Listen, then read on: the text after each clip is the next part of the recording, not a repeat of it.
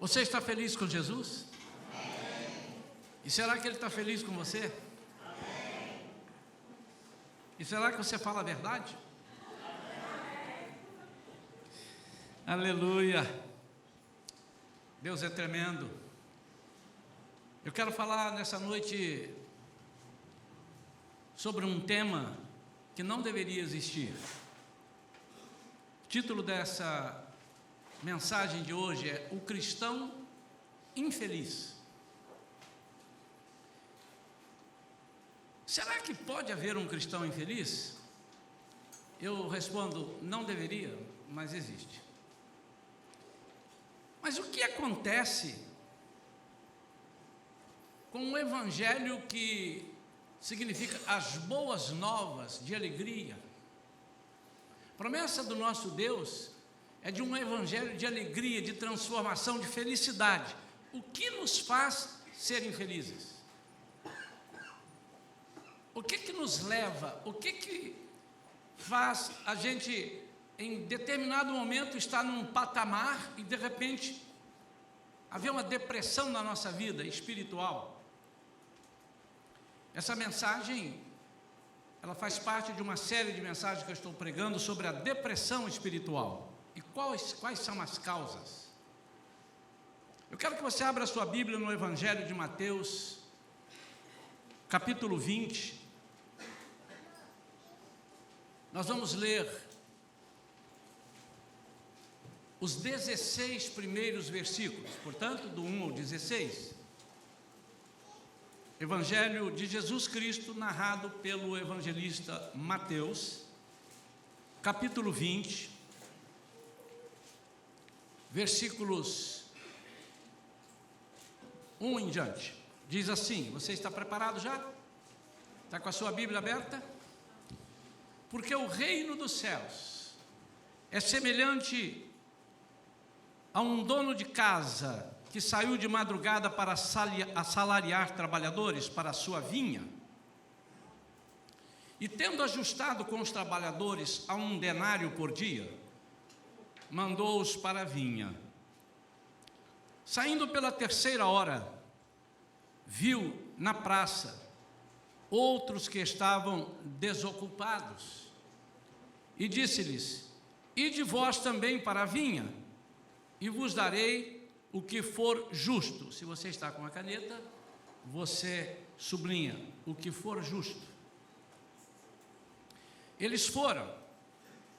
Tendo saído outra vez perto da hora 6ª e da 9ª, procedeu da mesma forma, e saindo por volta da hora 10ª, encontrou outros que estavam desocupados, e perguntou-lhes: Por que estivestes aqui desocupados o dia todo? Responderam-lhe: Porque ninguém nos contratou. Então lhes disse ele: Ide também vós para a vinha.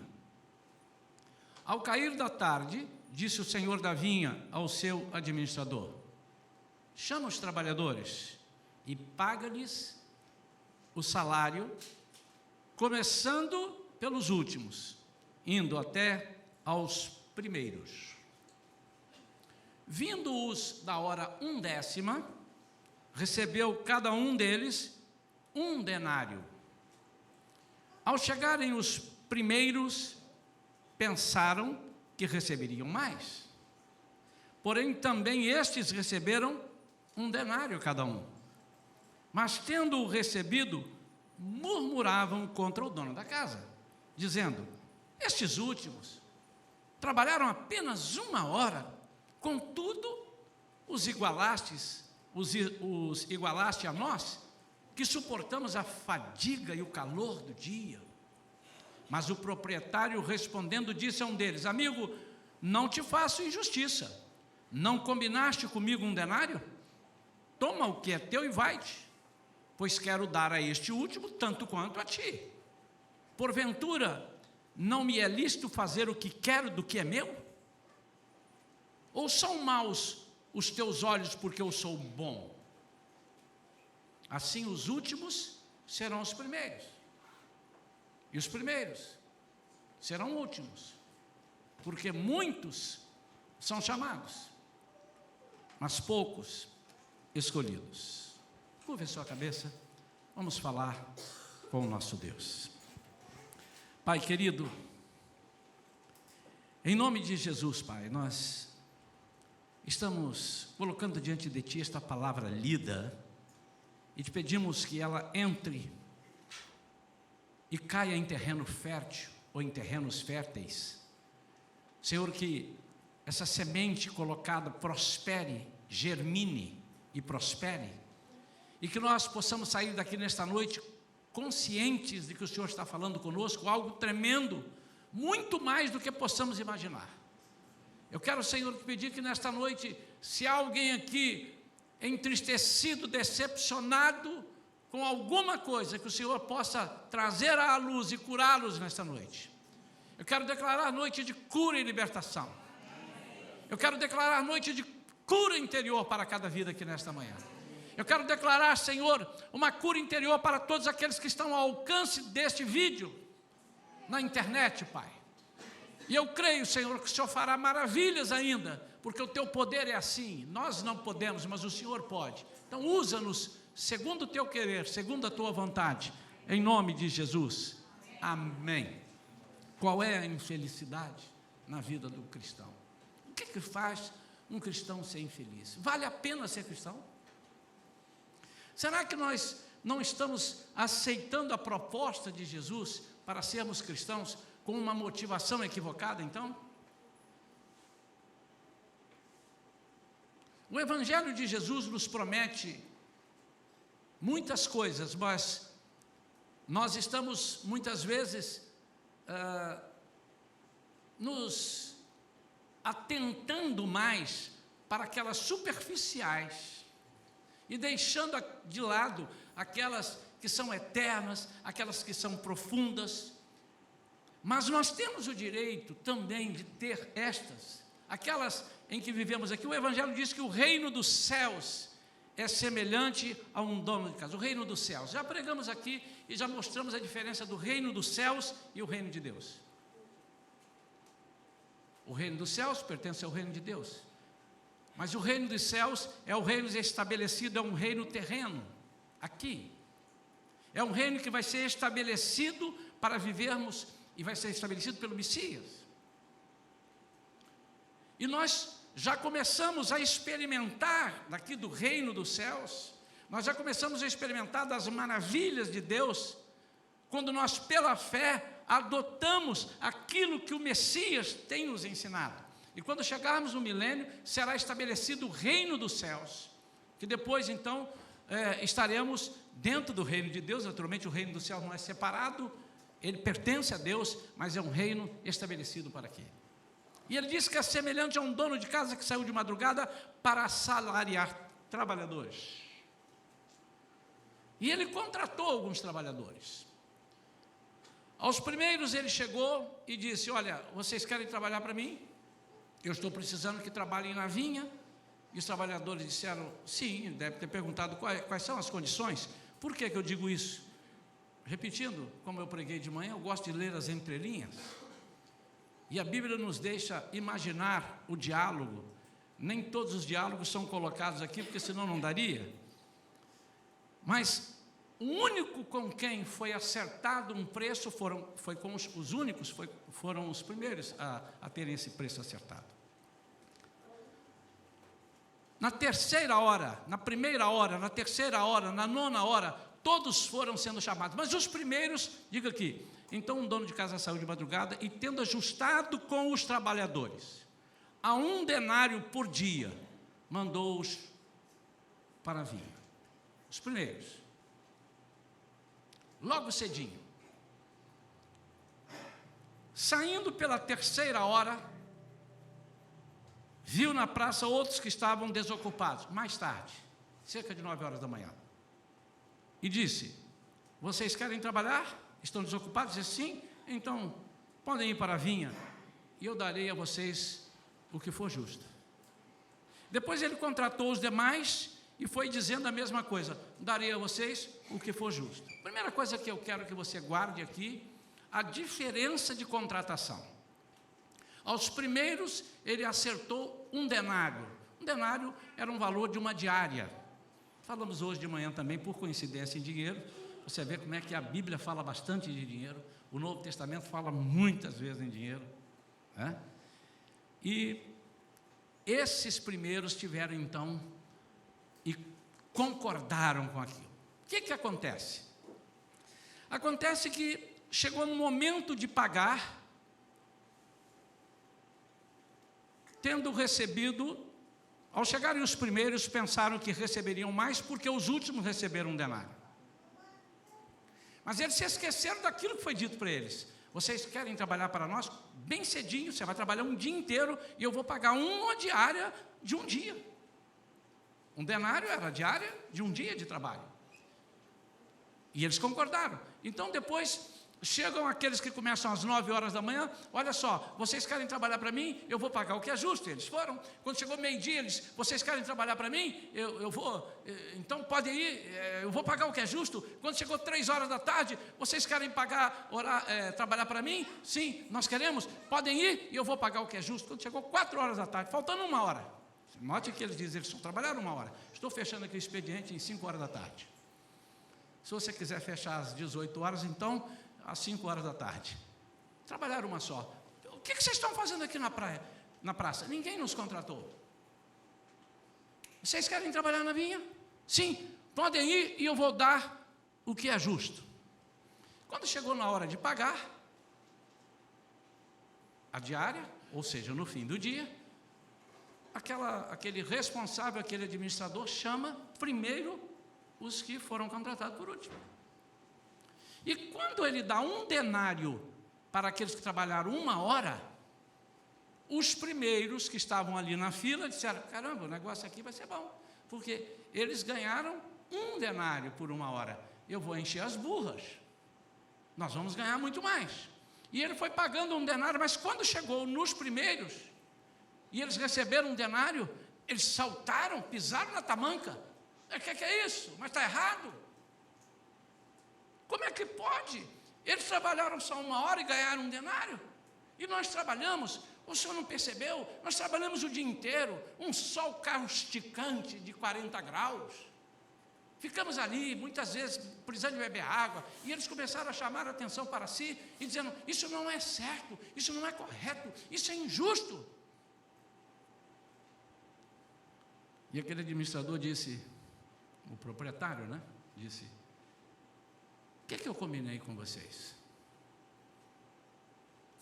O que foi acertado com vocês? Amados, o que me chama a atenção é que em alguns momentos, quando nós queremos deixar muito claro com Deus o que queremos receber, nós vamos receber menos. Mas quando nós deixamos Deus ajustar para nós aquilo que precisamos, nós vamos receber mais. E eu comecei a entender mais ainda alguns versículos, porque eles não podem ser lidos soltos, pinçados, mas eles podem ser sim encaixados para você entender a Bíblia, que Deus nos dá infinitamente mais do que merecemos, imaginamos, pensamos. E Deus é assim, porque Deus conhece as nossas necessidades, Ele conhece o nosso coração.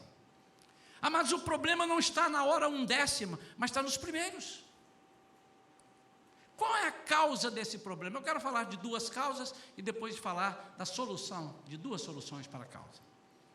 A causa é que a atitude daqueles que foram trabalhar, e eu me refiro aos primeiros, estava errada em relação a si e ao trabalho. Eles entraram para a seara do Senhor com uma motivação completamente errada. Enquanto trabalhavam, eles prestavam atenção em quê? Em si e nos outros. De si eles disseram, mas não é justo. Nós estamos aqui sob um sol causticante, nós bebemos pouca água, nós estamos cansados, começamos 6 horas da manhã. Não é justo. Eles pensaram em si. mas também prestaram atenção nos outros. Já vamos falar sobre isso. A primeira coisa, amados, eles tinham essa tendência de negociar, fazer certas exigências e estipular certas coisas. Aí começa o problema do crente para ele ser infeliz. É quando ele adquire um sentido de negociador. Porque com Deus nós não podemos negociar nesse sentido. Você pode até argumentar com Deus: Senhor, eu preciso, tu sabes, mas meu amado e minha amada, deixa eu te falar uma coisa, deixa Deus fazer do jeito dele. Você não sabe calcular. Nós estamos lendo o livro do John Bevere, A Recompensa da Honra. Aliás, eu quero aproveitar para dizer para os irmãos da igreja que já, a partir de agora, está liberado, porque estava preso só para o curso de liderança que nós estamos dando, que senão não teria sentido os outros lerem antes e eu estou aqui fazendo uma coisa, mas já está liberado, já está na livraria e vocês precisam ler. Esse livro vai mudar a vida de muita gente. Os que vão ser recebidos na igreja como membros precisarão ler. É um dos requisitos agora. Toda pessoa que quiser ser membro da igreja, você quer ser membro da Shalom, uma das coisas, você precisa comprar este livro e ler. E nós vamos esperar você ler, não vão te receber só quando você acabar de ler o livro, não.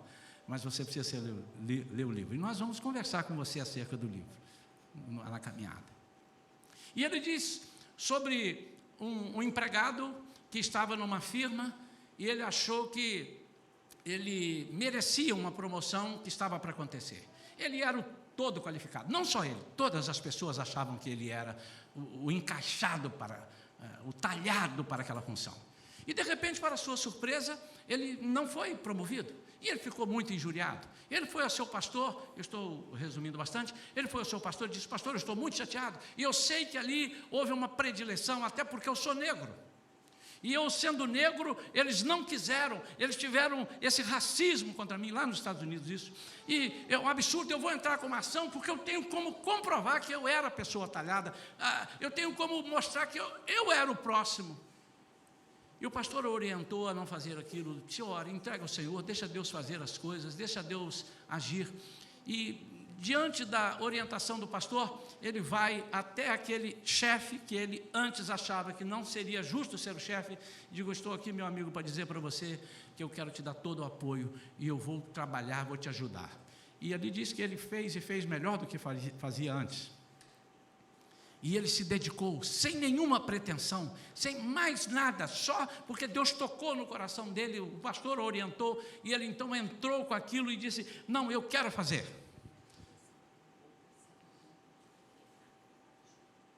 E de repente, um dia ele recebe uma proposta de uma outra empresa, dizendo: olha, os nossos funcionários aqui te conhecem bastante a sua dedicação, o seu trabalho. E eles disseram que teriam muito prazer, mas muito prazer, que você fosse chefe deles. Ele ligou para eles: eu queria conversar com você. Ele disse assim: olha, eu agradeço demais, mas eu não tenho o menor interesse. Eu estou muito bem aqui, e eu quero fazer um trabalho aqui, eu quero desenvolver aqui, Deus me colocou aqui nesse lugar, e eu tenho muito para fazer aqui. E ele insistiu, e ele disse: mas você não pode nem almoçar conosco? E eu estou resumindo bastante. Você não quer nem almoçar conosco? Ele disse: ok, então vamos almoçar. E ele disse: eu disse isso para dizer, pare de encher a minha paciência. E ele chegou em casa e ficou tranquilo. Uma semana depois, então, iriam almoçar e que levasse a esposa dele e comentasse com a esposa. E ele esqueceu, o telefone tocou, a esposa: olha, fulano, quem é? Por que eles estão te ligando? E ele contou: até esqueci, é sobre uma moça, eles querem me fazer uma proposta, eu não quero ouvir. E ele: não, mas vá. Aí, ok, então vou, para ser simpático. Ele disse: não, mas eles pediram para você fazer uma proposta para eles. Ele disse: olha, vem e traga nesse almoço uma proposta para nós. Ele disse: eu não vou fazer proposta, porque eu não quero sair daqui. Mas quando ele estava saindo, a esposa dele: faça uma proposta. Ele disse: mas eu não quero trabalhar lá, mas faça uma proposta absurda. E ele, que ganhava muito bem nessa empresa, ele falou assim: bom, um absurdo é 3 vezes mais do que eu ganho. E ele fez uma proposta, 3 vezes mais, botou no bolso e foi. Quando chegou lá, estava toda a diretoria da empresa nova. E ele tomou um susto, não só o cara que ligou, mas toda a diretoria. E ele disse: então, pensou na nossa proposta, conversamos. Eu disse: olha, realmente eu tinha dito, mas você tem alguma coisa escrita aí? Eu disse: eu tenho. E começou a procurar e não achou a proposta. E aí o diretor falou assim, ok, você não está achando? Eis a nossa proposta. Quando ele olhou a proposta, 4 vezes mais. Ele tinha pensado em 3, a dele 4. E ele ficou assim, e parou e ficou olhando, e deve ter, tipo, caramba, me surpreendeu. E como ele demorou a responder, ele disse, ok, então você está achando pouco? Então nós vamos dar mais esses benefícios, e mais isso, mais aquilo. Aí ele quase engasgou. E ele disse assim, então, ele disse, olha, eu realmente não sei o que dizer, então volte para casa e converse com a sua esposa. Amados, ele conversou, aceitou a proposta depois, hoje ele está numa empresa que é uma das maiores empresas. Deixa eu te dizer com isso, nós não sabemos nada, nós não conhecemos nada. Quando nós estipulamos algo para com Deus, nós estamos dizendo assim, este é o meu limite. Mas o Senhor diz para mim que os meus caminhos, diz o Senhor, são mais altos do que os seus caminhos. São mais sábios. Você não pode alcançar o que eu penso. O que eu tenho para você é muito mais do que você possa imaginar. Quantos creem assim, digam amém? Amém. Esse amém eu não quero. Para mim está bom, para Deus não. Quantos dizem amém? Amém. Esse saiu na gravação. Esses homens tinham a tendência de negociar. E eles já pensaram, amados, não entre na obra do Senhor, não faça nada para o Senhor, pensando em negociar, quanto eu vou ganhar? Muitos crentes são infelizes porque entraram fazendo contas. E se as coisas não acontecem como você pensou, você fica frustrado. A culpa muitas vezes é de pregadores, é de evangelistas, que dizem, se você vier para cá, sua vida nunca mais terá problema. Não aceite se alguém te disser isso, não vá para essa igreja. E se você ouvir alguém aqui da Shalom te dizer isso, se não for eu, porque se eu disser, não venha. Mas se alguém te disser, fale comigo. Porque eu vou pedir para você vir, e vou puxar a orelha desse que te falou isso. Porque não é assim. Eu vou te dizer mais. Quando você aceita Jesus e vai trabalhar para Ele, os problemas começam. Pastor, agora só vai fazer os novos que estão para ser recebidos aqui. Dizem, caramba, estou entrando numa furada, eu vou embora para casa. Antes de ir, deixa eu terminar a pregação, depois você decide. A menor coisa que você tem para resolver sem Deus é mais difícil que a maior coisa que você tem que resolver e não sabe quando Deus entra para resolver. Entenderam? Então repita isso para mim. A menor coisa que eu tenho que resolver, sendo pelos meus próprios esforços, essa coisa fica impossível de eu resolver. Mas a coisa absurdamente grande, que foge ao meu controle, quando eu entrego para Deus, é café pequeno. Amém. Eles ficaram ressentidos e começaram a murmurar. Sabe o que acontece, irmãos? Vamos antes. Vocês querem trabalhar? Uau, nesse momento de desemprego, achei o emprego. Então, começa agora já, vai agora para a vinha. E a alegria deles, caramba, Deus é fiel. Nós oramos quarta-feira lá na igreja, o irmão e a irmã oraram por mim, e agora eu ganhei o emprego, eu quero dar esse testemunho. Eu mal posso esperar o dia acabar, e eu vou chegar, vou dar o testemunho lá, vou pedir. Alegria, a alegria está no coração de quem já conhece a Jesus. Yeah! Isso é quem recebe uma bênção, é assim. Ou não, irmãos. Quando nós recebemos a bênção, um emprego, quando recebeu qualquer tipo de... Aquele que está procurando um namorado ou uma namorada há muito tempo e não consegue. A resposta de uma enfermidade, a cura de uma enfermidade, bênçãos. Passa no vestibular. Tremendo, irmãos. Não conheço um crente sequer que quando recebe uma bênção, ainda mais se ela for maior do que ele espera. Uau! Nós temos que até parar esse irmão no início, que ele quer falar toda hora, ele quer dar testemunho, e se deixar ele prega todo o culto.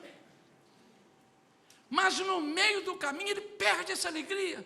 Por que ele perde essa alegria? Porque ele começa a murmurar, mas espera aí, por que eu ganhei 10 mil reais e entrou agora o irmão Francisco ganhando 15. Eu estou há mais tempo nessa empresa. Isso não é justo. Meu irmão, cuidado. A sua alegria vai embora, você vai entrar numa depressão espiritual, porque você agora começou a negociar, começou agora também a ter inveja. Em Filipenses 2, 14 e 16, diz assim: fazei todas as coisas sem murmurações nem contendas, para que sejais irrepreensíveis e sinceros, filhos de Deus, inculpáveis, no meio de uma geração corrompida e perversa, entre a qual resplandeceis como astros no mundo, retendo a palavra da vida. Ah, maldita murmuração! A murmuração nos faz perder o foco, nos faz perder a alegria. Que coisa terrível é quando nós temos uma notícia boa para dar, estamos felizes, e a pessoa chega e conta uma notícia ruim para nós, e rouba a nossa alegria, e há pessoas que são ladrões de alegria. Mas aqui as pessoas não fizeram nada, estão trabalhando. Mas a motivação deles, em vez deles prestarem atenção, vamos fazer o melhor, vamos colher nessa vinha, vamos fazer o melhor dessa vinha, porque esse dono aqui foi bom conosco, quem sabe amanhã ele nos chama de novo, quem sabe depois ele promove-nos, quem sabe depois ele nos dá um aumento. Ah, maldito olhar, que foi olhar para lá e disse assim: mas eles trabalharam só 1 hora, mas por que você está olhando que eles trabalharam 1 hora? Você foi contratado para trabalhar o dia inteiro, esqueça aqueles. Por que você sabia que eles trabalharam 1 hora? Porque você ficou vendo, na hora que eles chegaram. Você ficou se comparando. A segunda coisa é o desprezo por outros. É um certo grau de inveja. Esses derradeiros, diz aqui o versículo, trabalharam só 1 hora, e tu os igualaste conosco. Irmãos, eu encontro às vezes em algumas igrejas, nessa aqui nunca encontrei, viu, irmão, você que está me vendo, nessa aqui não tem não. Não tem. Pela fé, não tem. Mas eu encontro em alguns lugares pessoas que são capazes de começar a se comparar e dizer assim: se alguém conversou comigo sobre esse assunto, essa mensagem não tem nada a ver com o que você conversou comigo, por coincidência tem. Mas eu não preparei uma mensagem em cima de você. Poderia que sim, mas essa não. Mano, por que aquela pessoa lá está conversando com aquela ali mais tempo e comigo ela conversou só 3 minutos? Olha, ela foi almoçar e chamou ela para almoçar e não me chamou. É a mesma coisa, irmãos. Nós temos que entender no Evangelho de Jesus sobre a graça. A graça, ela se dá do início ao fim. A graça não vem do início ao meio. A graça vai do início ao fim. O que Deus tem para fazer, Ele tem para fazer do início ao fim. Essa tendência ataca os cristãos. E estão indo muito bem. Os cristãos estão num nível muito bom e felizes. De repente, eles estão lá embaixo. Eu conheci pessoas que estavam muito bem. E no Novo Testamento, sempre há essa divergência. Por exemplo, uma delas aqui: corrige bem. Quem vos impediu para que não obedeçais à verdade? Quem fez você parar? Eu até pensei que essa mensagem ia dar o título: parou por quê? Por que parou? Eu ia dar esse título, mas por que você parou? O que te fez parar? Por que você estava tão alegre? Por que você estava rendendo ontem e hoje não rende? E a resposta sua certamente será: porque eu estou achando injustiça. Mas, meu amado, quem faz justiça é você ou é Deus? A graça de Deus é para todas as pessoas.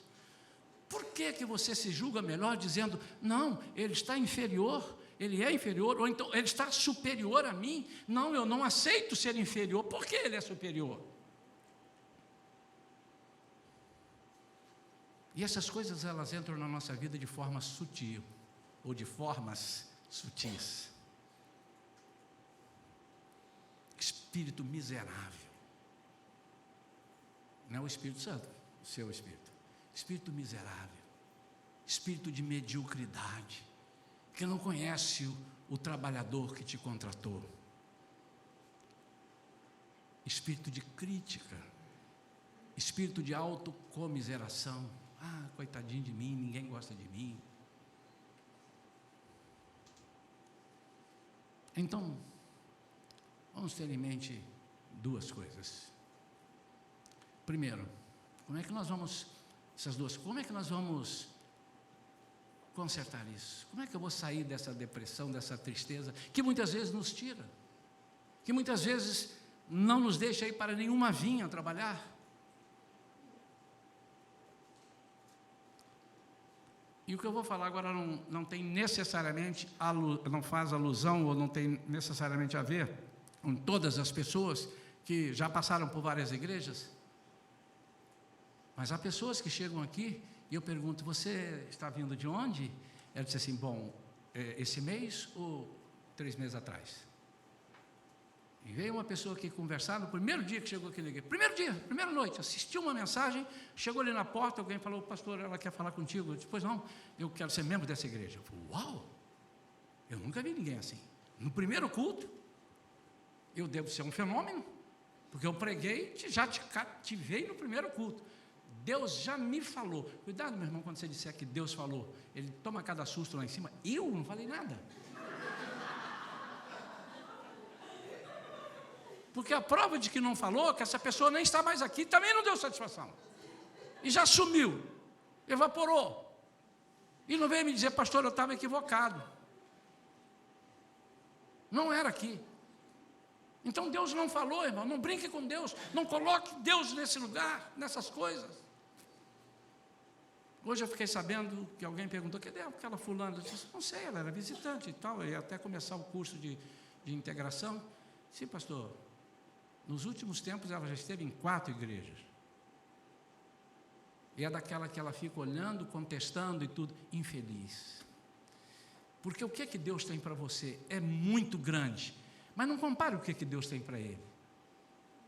Porque o que Deus tem para você pode ser menor do que Deus tem para ele, mas pode ser maior do que Deus tem para esse aqui.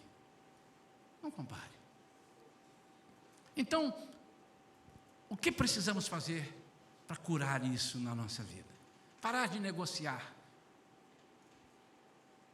Primeiro, não pensem em termos de direitos e barganhas no reino de Deus. Isso é absolutamente fatal. Se você está querendo trabalhar no reino de Deus e está pensando em barganhas e direitos, esqueça. Não faça isso. Isso é fatal.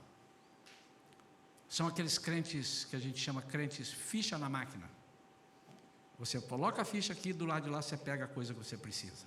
Cuidado com essas orações relâmpagos e que tem que acontecer. Cuidado com a palavra que você dá e que Deus tem que atender. Não inverta as coisas. Espere o tempo de Deus. Espere a voz de Deus.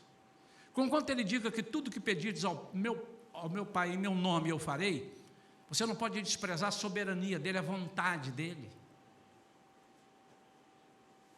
Quando Ele diz: tudo que pedirdes ao Pai em meu nome eu farei, traduzindo esse versículo ao pé da letra, no sentido que Ele quer dizer, é o seguinte: não há nada impossível que você peça que não possa ser feito. E como é que eu farei? É porque tudo que tem que ser pedido tem que ser em nome dEle. Ele disse, porque Ele é o nosso intercessor. Ele está ali à direita do Pai, intercedendo ali por nós e dizendo: esse pode, aquele não pode. Por isso é que nós oramos, e toda oração deve ser ou no início, ou no meio, ou no fim. Você tem que dizer: em nome de Jesus, porque Ele diz: tudo que pedires ao Pai em meu nome eu farei. Mas isso não quer dizer assim: e tudo que eu pedir tem que ser feito. Isso é diferente. Amém, amados? Se nós fizermos um acordo com Deus, é quase certo, porque pela sua misericórdia pode não ser certo, pode ser mais que certo, é quase certo que receberemos o que foi ajustado, e nada mais. Ou em italiano, é niente mai. Gostaram, né? E em inglês, digam vocês, como é que é? Nothing else. Você é uma igreja poliglota?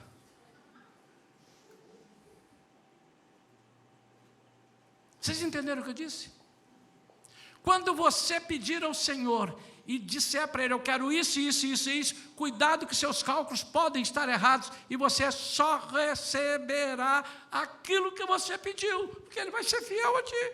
Ah, mas pastor, eu pedi só isso aqui, Ele me deu isso, pela misericórdia e bondade dEle.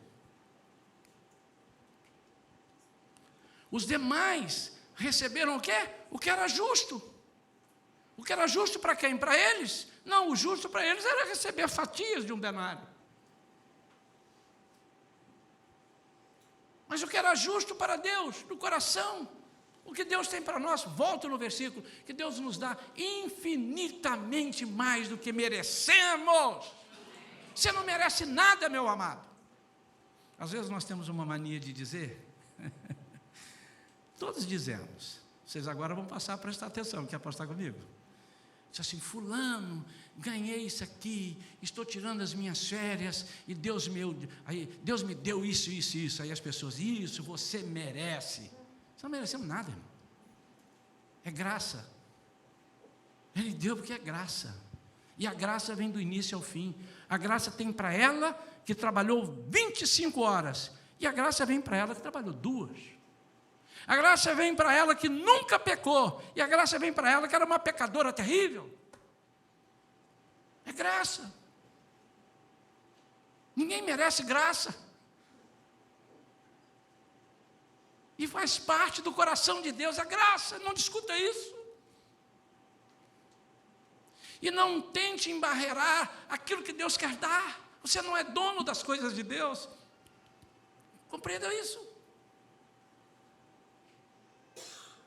Há pessoas que assenhoram-se das coisas de Deus. Quer ver um exemplo? É um erro. E eu sei que alguns pastores que estão me vendo agora, talvez não me chamem para pregar mais em sua igreja. Não, você pode me chamar, mas eu não falo sobre Santa Ceia. Irmãos, já passei por isso. O pastor descobre que uma pessoa falhou em alguma coisa, e ele diz assim, você não pode tomar Santa Ceia. 6 meses sem Santa Ceia. 4 meses. De onde ele tirou isso? De quem é a ceia? E eu respondo, do Senhor. E você não tem autorização sobre nada que é do Senhor. O nome já dizendo é dele. O que você precisa fazer é orientar essa pessoa, não venha em pecado, porque você será fulminado um dia. Você está trazendo maldição sobre a sua vida.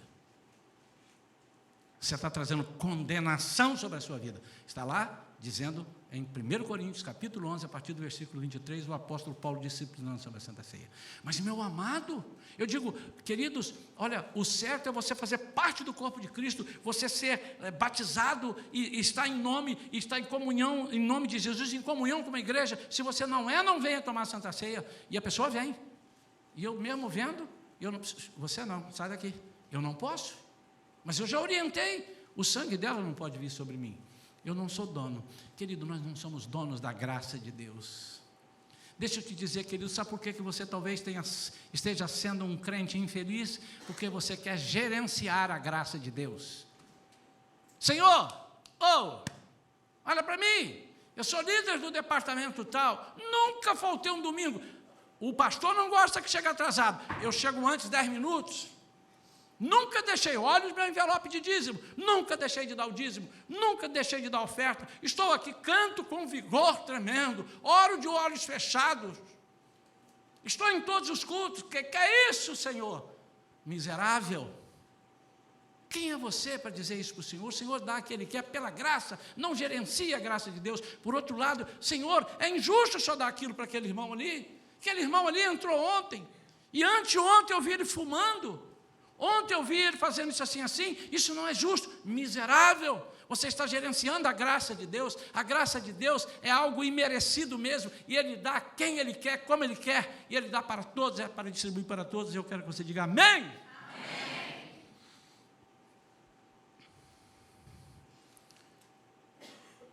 Estou empolgado hoje, né? Nova caneca.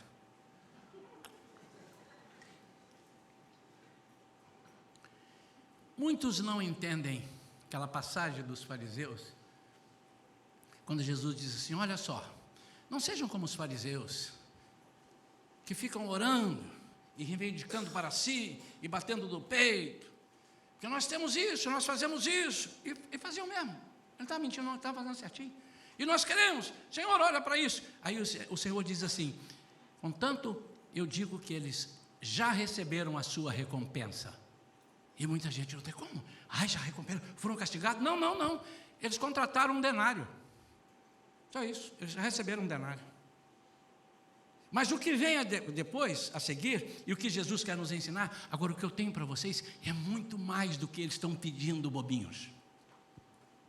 Eles estão querendo que eu reconheça aquilo. Olha, eu sou assim, nós estamos orando, olha para nós, tira isso. Eles já receberam, eles já satisfizeram, eles sacaram antes.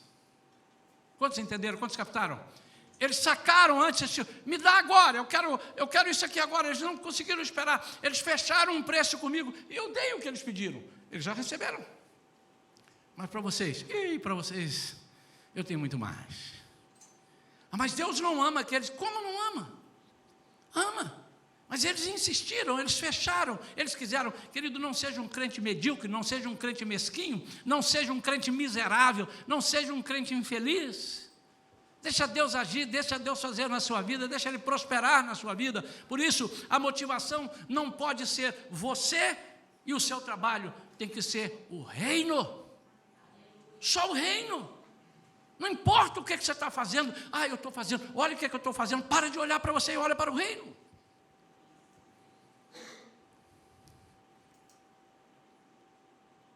Segunda coisa para terminar. Então, tenhamos em mente isto. Não pense em termos de direitos e barganhas. Você não tem direito. Não faça isso, querido. Não faça isso. Alguns irmãos gostam de imitar, ainda falando sobre esse item, que eu vou lembrando aqui assim, exemplos. Senhor, mas ontem eu vi numa reunião de oração que eu fui, as pessoas oraram e o avivamento desceu. Irmãos, o segredo é esse. Vamos orar aqui e o avivamento vai descer. Quem te disse, irmão? Quem dá o avivamento é o Senhor. Ou é você que se aviva a si próprio? E Ele quer do jeito dele. Pode ser numa oração, pode ser em 2, ou precisará ser em 3, ou sem nenhuma oração, em oração silenciosa e todo mundo quietinho, e o avivamento vem. Como é que você quer colocar Deus numa garrafa? Eu contei aqui uma vez, mas temos muita gente diferente que não escutou. Caso verídico, um grupo de pastores brasileiros souberam do sucesso que estava acontecendo numa determinada igreja na Suíça. Imaginem, na Suíça. O poder estava descendo na Suíça, naquela igreja. Pessoas sendo curadas, pessoas sendo libertas. Mas o que acontecia naquela igreja era coisa tremenda. Toda noite tinha muita coisa. E o grupo foi saber. Vamos ver lá o que está acontecendo. Quem sabe eles descobriram a pólvora, né? Quem sabe descobriram alguma coisa, os pastores estão fazendo alguma coisa legal. É bom, é sadio, isso é legal. E eles chegaram lá, conheceram a igreja e o pastor. O suíço, eu já estive lá, não conheço o suíço que fale alto. Estávamos eu, a pastora e o filho de um missionário que estavam lá, um português, imagine, português, e 2 brasileiros. E dentro do ônibus, vindo, e nós 3 conversando. Mas conversando num tom assim, ó. Mas olha, aquilo aonde? Aquilo, nossa, que legal! O ônibus todo olhou para a gente. Entramos num restaurante para almoçar, irmãos. O que é que tem aqui hoje? Aí todo mundo olhou. Eles falam baixinho. Bom, o pastor da igreja, eles viram como é que ele ministrava. Ele ministrava primeiro sentado. Não perguntaram por que ele estava sentado. De repente ele está com um problema na perna. Ok, sentado. E ele falava: irmãos, nesta noite, eu quero dizer que o Espírito Santo de Deus, com aquela calma de suíço, vai operar aqui neste lugar. Se alguém tem alguma enfermidade, põe agora a mão na sua enfermidade e apoia a pessoa. Em nome de Jesus, seja curado. E curado. Os caras voltaram. Está aí o negócio. Isso é verídico, irmãos. Eu conheço alguns pastores que estiveram lá. Se eles estiverem me vendo, eles sabem o que eu estou falando. E eles deram testemunho depois. E eles chegaram na sua igreja, sucesso é esse. Tira o púlpito. Põe a cadeira. Irmãos, e tinha um que pregava, e quando ele estava suave, ele estava falando naquele tom que eu disse que eu estava empolgado ainda há pouco. Isso quando ele estava suave. E ele mudou. E a igreja, no primeiro momento, ficou assim. Nossa, pastor, está bem? Porque ele começou a pregar e falar, queridos irmãos, imagina o esforço daquele pastor que só falava alto e gritando para falar baixo. E nesta noite eu quero que tragam aqui à frente todos os doentes, todas as pessoas com problemas, irmãos, porque Deus vai fazer algo tremendo. E vieram, e não aconteceu nada. Tem alguma coisa errada. O errado, irmãos, é porque Deus falou para aquele jeito para o suíço, para você não é assim.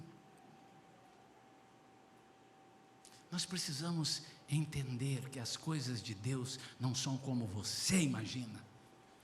Você imaginou se todo mundo resolve andar sobre as águas? Só um andou, além de Jesus, mas ninguém. Eu não me lembro, se tiver aí alguém que conhece de Bíblia bastante, me lembre aí, alguém que andou sobre as águas, não sendo peixe, que não foi Jesus e nem Pedro. E você quer agora andar sobre as águas?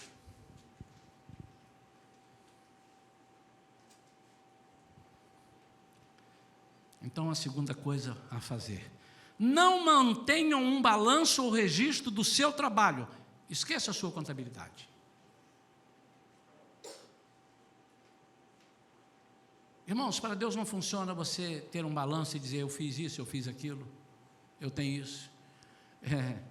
Queridos, a gente vê cada coisa na face da terra. Eu estava nos Estados Unidos, numa igreja, e os irmãos estavam muito chateados, que na noite anterior à minha, que eu fui pregar, ele disse, pastor, o senhor vai ter que pedir aí o Espírito Santo graça, porque a igreja está decepcionada. O que houve, irmão? O que aconteceu? Teve um pregador que ontem falou um negócio e a igreja, metade aceitou, metade não aceitou, e está um negócio, e eles agora não estão querendo um pregador estrangeiro aqui, não precisa me dizer, mas você vai me dizer isso agora? Era melhor você dizer depois do culto. Porque o irmão disse assim, irmãos, nós oramos ao Senhor, então não há poupança, então a gente vai colocando na poupança, e quando a gente está cansado, a gente não ora, a gente vai sacando da poupança. Quantos entenderam? Então tem lá, eu vou guardando, eu fiz um balanço de coisas que eu agradei ao Senhor. Meu irmão, você não tem que ter um balanço das coisas que agradaram ao Senhor, você tem que agradar ao Senhor até o dia final. Você começou bem, mas não foi bem, você parou no caminho, parou por quê? Por que parou? Na vida cristã, olhe para mim, irmão e irmã, talvez a sua tristeza esteja aí, é porque você está fazendo alguma coisa para a tua glória, mas você tem que fazer para a glória dele, nada além de agradar a ele. E engraçado que nós conhecemos os versículos, para ele são todas as coisas, para ele, somente para ele, tudo para ele, e nós recitamos os versículos, por ele, para ele, foram feitas todas as coisas, e nós queremos que sejam para nós.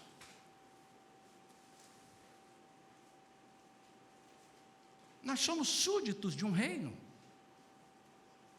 e muitas vezes nós queremos ser reis e colocá-lo como súdito.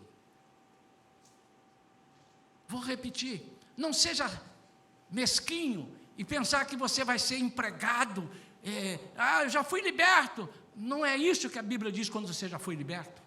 Eu não sou escravo, você não é escravo, mas você é servo. E deixa eu te dizer, porque já pregamos sobre isso aqui na igreja, é muito mais lucro para você ser servo de um Deus altíssimo como nós, porque Ele lhe dá infinitamente mais do que você pensa, do que você imagina, do que você merece. Ele diz, não saiba a tua mão esquerda o que faz a direita. Não tenha registro, não jogue na cara de Deus, não precisa. Até porque Deus não se esquece de nada.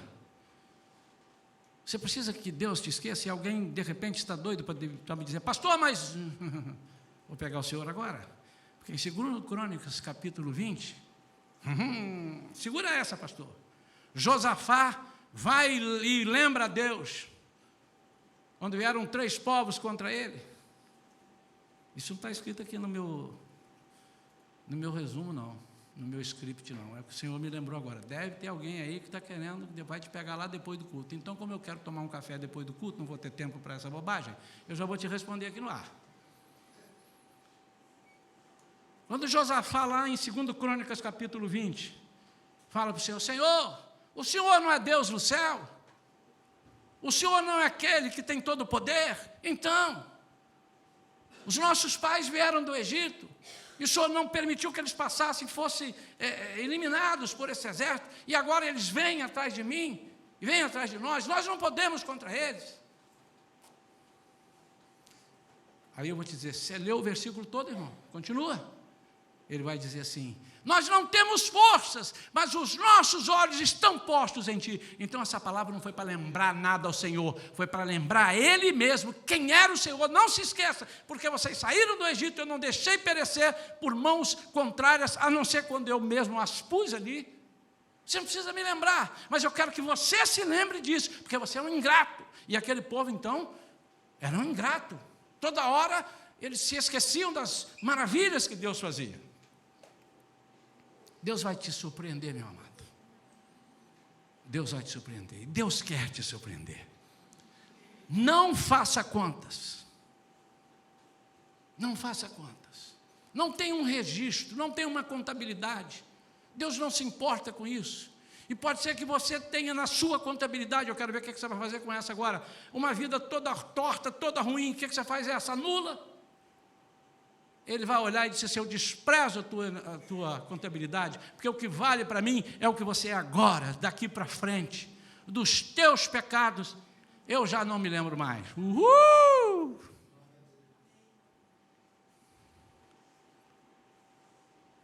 Ele virou tudo de cabeça para baixo, irmãos.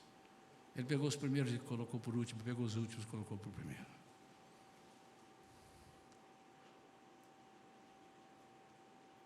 O que você quer de Deus? Como você quer trabalhar para Deus? Você quer trabalhar e quer que Deus mande anjos ficar ao teu lado te aplaudindo? Aê, garoto bom! Ou você quer trabalhar dizendo: eu quero fazer o melhor, eu quero olhar firmemente para o autor e consumador da nossa fé. Não seja um crente negociador. Não seja um crente negociador. Estou me lembrando de uma outra passagem que algum irmão disse: você me matou essa do Josafá, mas eu vou te pegar a de Abraão. Abraão negociou com Deus. Eu poderia até não te explicar e dizer o seguinte: Deus faz o que Ele quer, irmão, não vou te explicar o que Deus fez, e fica na tua e guarda isso para você. Mas eu vou te explicar também. Deus tinha um propósito tão grande na vida de Abraão, e Abraão ali se colocou como intercessor daquele povo que estava ali em Sodoma e Gomorra, que Deus ia liquidar com a cidade.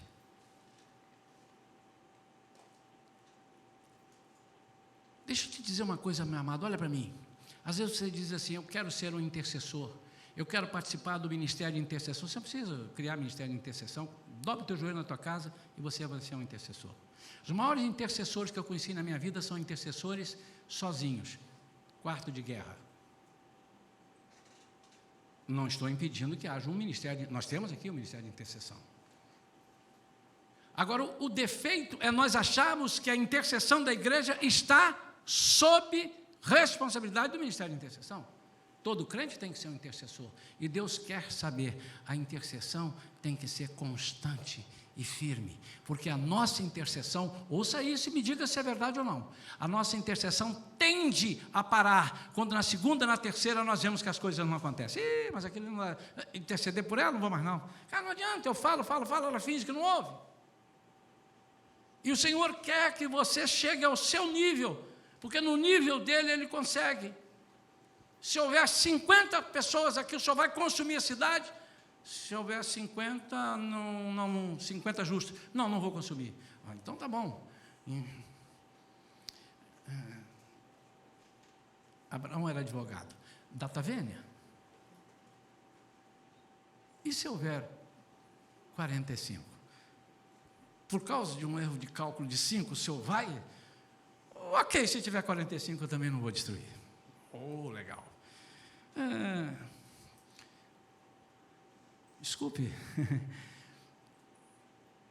faz por 40, porque eu calculei errado. E se tiver 40, ele vai descendo. Isso não é negociar com o Senhor, é o Senhor mostrar para ele o seguinte: eu sei mais do que você, aí não tem 40, não tem 30, não tem 20, não tem 10, e eu quero que você veja, e estou deixando ver. Você calcula errado, Abraão. Mais uma vez, está dentro da nossa mensagem. Você está fazendo cálculo errado, deixa eu calcular para você.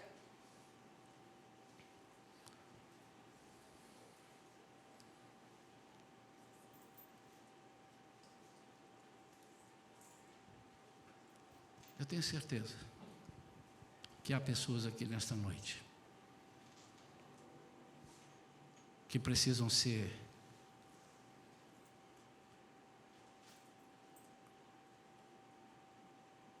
estou procurando um termo legal, que precisam reagir. Quero usar esse termo. Reaja, meu irmão.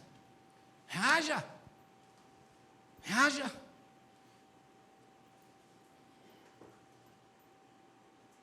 Por que você está tão abatido? Por que você está tão decepcionado?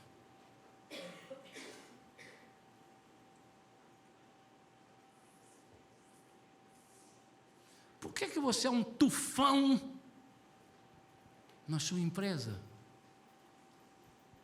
e não é na igreja? Por que quanto mais te batem na sua empresa, mais você cresce? Porque eu sou assim, meu pai me ensinou assim, e bateu, eu parto para cima e subo, e mostro que eu sou melhor mesmo, e vou crescer, ninguém me pisa não. Faça a mesma coisa na igreja. O que nós não podemos esquecer é que Deus nos coloca em igrejas e no serviço dEle para só enfrentarmos problemas. Queridos, eu queria pedir aos irmãos que os irmãos não atrapalhassem o meu ministério. A visão dessa igreja, e a igreja vai saber no dia 9 de abril, toda a cultura Shalom, e alguns que não conhecem vão conhecer, porque muita gente entrou. A visão dessa igreja que Deus me deu há 7 anos e meio atrás, foi para cuidar principalmente de pessoas. Quem pode me dizer? Quem é antigo comigo? Quem é contigo? Levanta a voz e fale bem alto. De pessoas? Fala, Ledi. Vocês escutaram o que ela falaram? Não escutaram? Não saiu do som. Fala aí, Joel, você que escutou, reproduz com a sua voz de... Pessoas problemáticas. E aí entra uma pessoa aqui, você diz: ih, pastor, que essa pessoa tem problema. Meu irmão, não me atrapalha, meu irmão. Se você não quer cuidar, deixa que eu cuido. Mas não espanta, não. O problema é que as pessoas estão fora da visão. E nós estamos querendo aqui só pessoas boas, sem problemas. Querido, nós temos essa visão de trabalhar com as pessoas. Mas, pastor, mas tem gente que não quer conserto. Isso é outro, são outros 500. Isso aí o Senhor mesmo vai tirar. Quando perceber que ele não quer, o próprio Jesus disse: quem quiser vir após mim, e quem não quiser não vem. Irmãos, nós não podemos perder isso de vista. Eu já ouvi de irmãos aqui, sem maldade, é porque esqueceram. Ih, pastor, ó, essa pessoa ali eu conheço, hein? Difícil. Opa, nossa matéria-prima.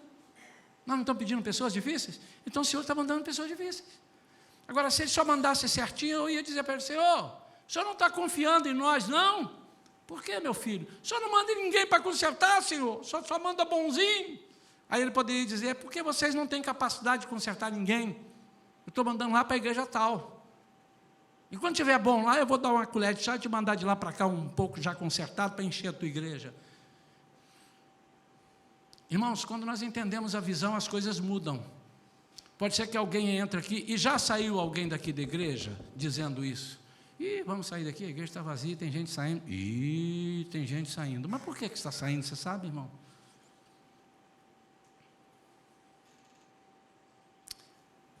Diante do meu Deus, se Deus me der uma igreja de 400 membros, eu vou pedir a Ele força para cuidar de uma igreja de 400 membros. Mas do jeito que nós queremos cuidar, é muito mais difícil. Precisamos de toda a igreja. 2, se ao fim da minha vida eu disse assim: passaram por lá só 250 pessoas até hoje, Senhor.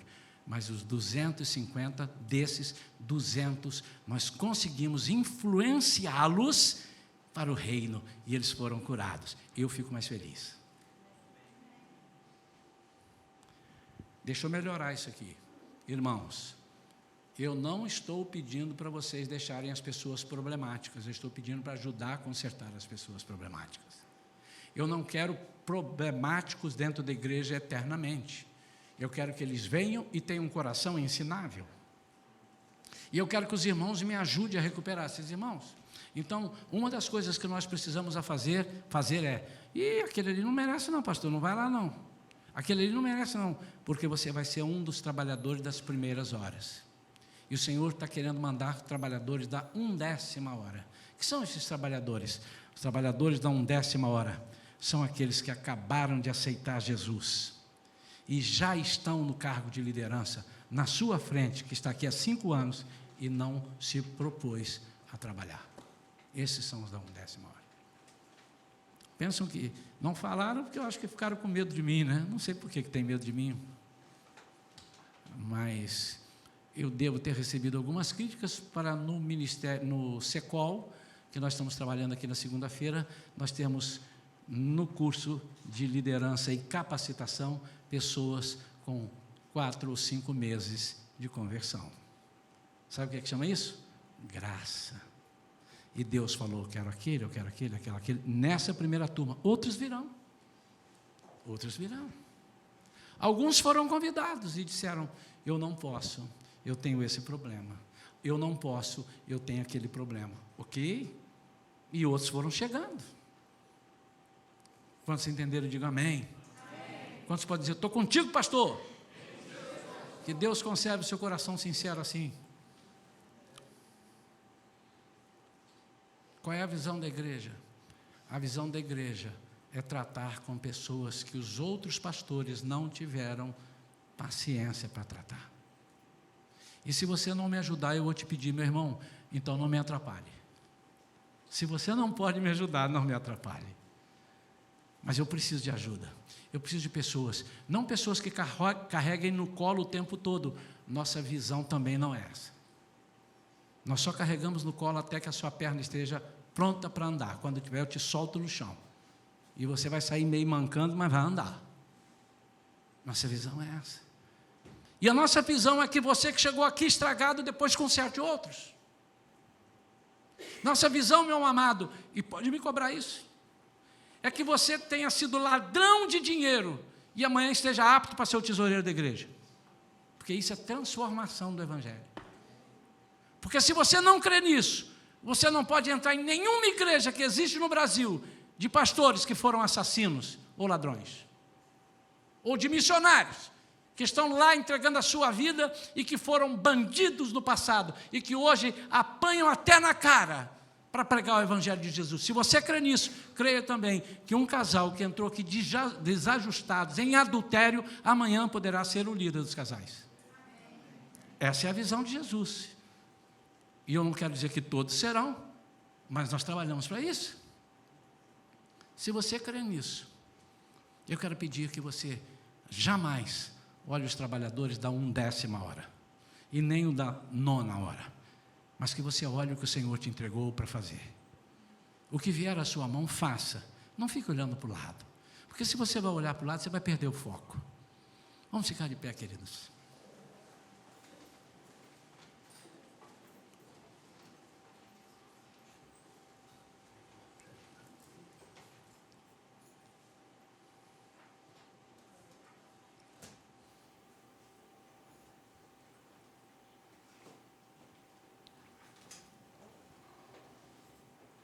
Quantos entenderam a mensagem? Amém. Quantos querem isso para a sua vida?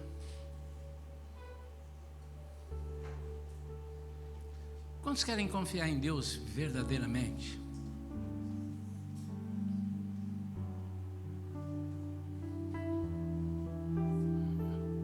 Há pessoas que não entendem o versículo quando Jesus disse que quem quiser vir após mim, negue-se a si mesmo, tome a sua cruz e siga-me. Muita gente não entende isso. O que é tomar a sua cruz? Eu vou te explicar.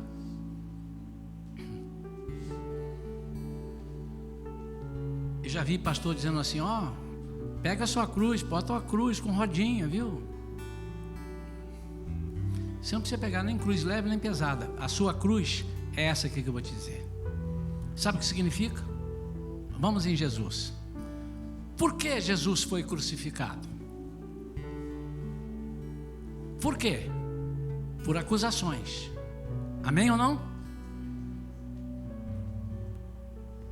Ele foi crucificado por acusadores.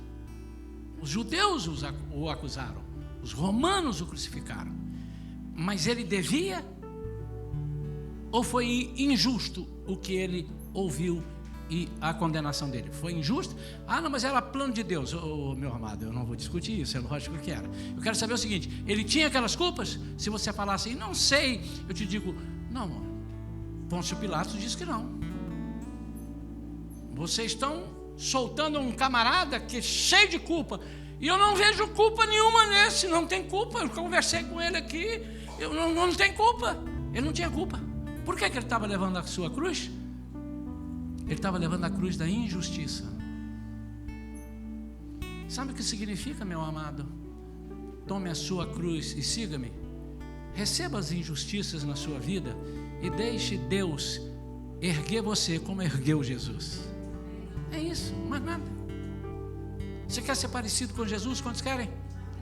Sofra injustiças. Talvez nós estejamos precisando de ler mais as bem-aventuranças. Aquilo lá vale para todo mundo.